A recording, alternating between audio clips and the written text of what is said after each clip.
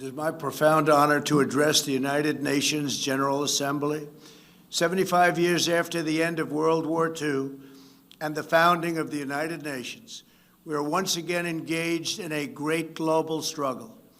We have waged a fierce battle against the invisible enemy, the China virus, which has claimed countless lives in 188 countries. In the United States, we launched the most aggressive mobilization since the Second World War. We rapidly produced a record supply of ventilators, creating a surplus that allowed us to share them with friends and partners all around the globe. We pioneered life-saving treatments, reducing our fatality rate 85% since April.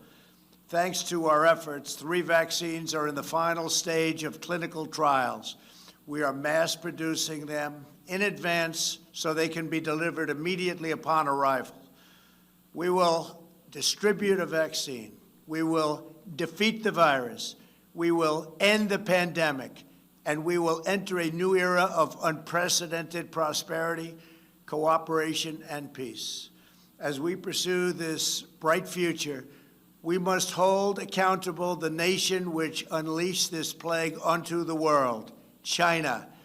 In the earliest days of the virus, China locked down travel domestically while allowing flights to leave China and infect the world.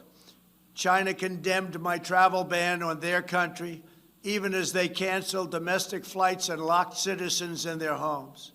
The Chinese government and the World Health Organization, which is virtually controlled by China, falsely declared that there was no evidence of human-to-human transmission.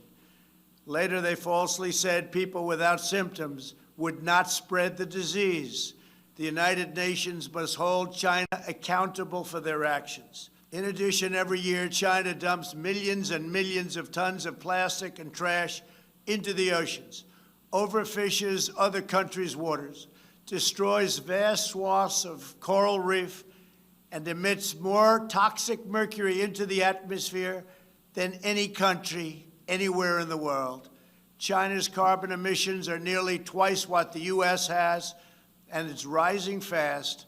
By contrast, after I withdrew from the one-sided Paris Climate Accord, last year America reduced its carbon emissions by more than any country in the agreement.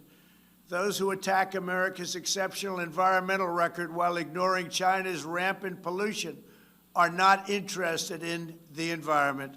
They only want to punish America, and I will not stand for it. If the United Nations is to be an effective organization, it must focus on the real problems of the world.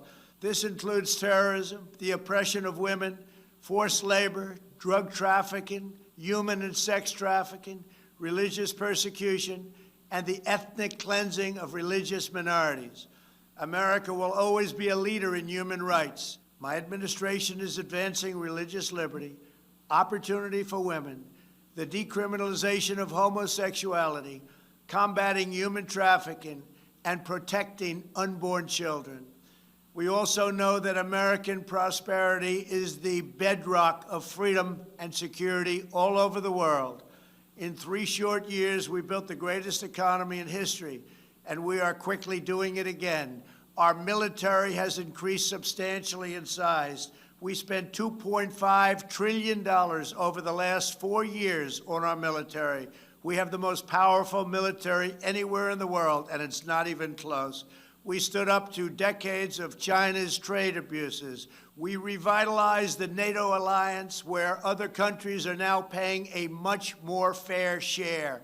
We forged historic partnerships with Mexico, Guatemala, Honduras, and El Salvador to stop human smuggling. We are standing with the people of Cuba, Nicaragua, and Venezuela in their righteous struggle for freedom. We withdrew from the terrible Iran nuclear deal and imposed crippling sanctions on the world's leading state sponsor of terror.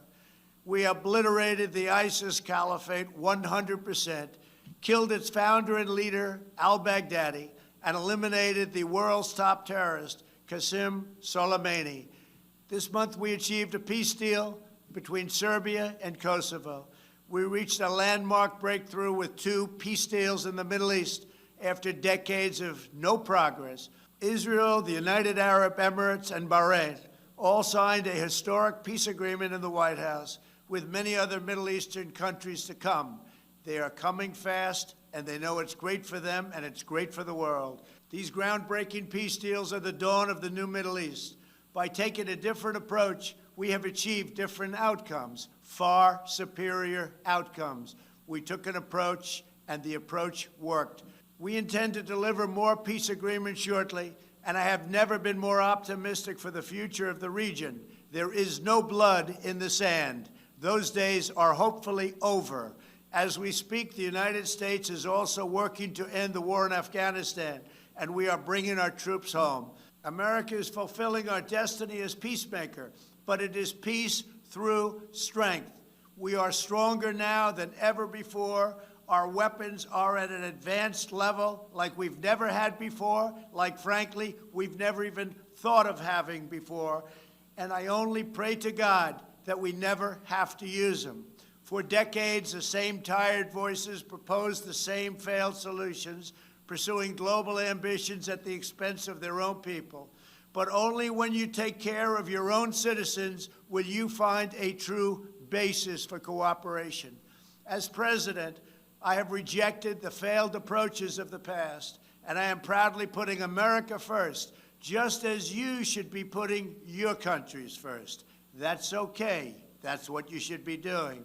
I am supremely confident that next year, when we gather in person, we will be in the midst of one of the greatest years in our history, and frankly, hopefully, in the history of the world. Thank you. God bless you all. God bless America. And God bless the United Nations.